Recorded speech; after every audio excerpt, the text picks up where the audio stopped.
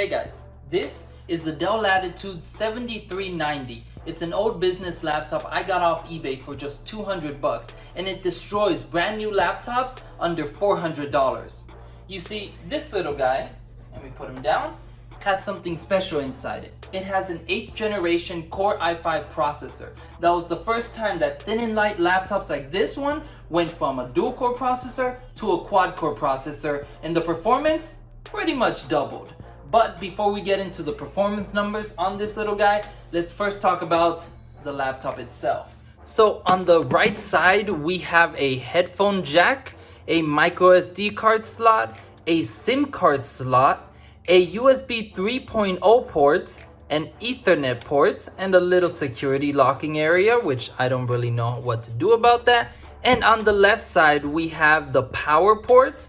We also have a USB-C, which on my specific laptop supports Thunderbolt, but not all the laptops like this support it. We also have an HDMI port and another USB 3.0 port. However, on the inside we have a backlit keyboard and also a 1080p matte IPS display, which on my specific laptop also happens to double down as a touchscreen. But again, not all laptops like this will have this. But what is on the inside of the inside? Let's open it up and see.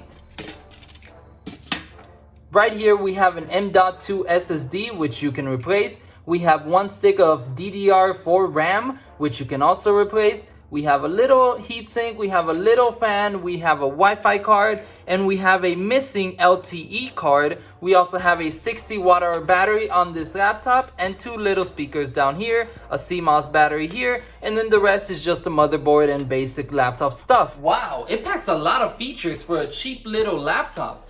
Well, I mean, it was $1,000 when it first came out, but let's see the performance numbers now. First, in Cinebench R23, it scores 900 points in single core, which is not bad, but far behind what newer processors get. However, in the multi-core test, it performs a little better, scoring almost 3,200 and getting closer to newer processors. Now, these scores are not massive, but they defeat any laptop at 300 bucks or below, and they compete with many laptops between $300 to $400. As for gaming, that's where this laptop falls short, so don't buy it for that. The best this laptop can do is play games like League of Legends at just barely 60 FPS, which is fine for casual play, but not recommended for ranked. But hey, at least it can play Minecraft at a solid 60 FPS if you lower the render distance and some other settings. So basically, light games like those will run just fine,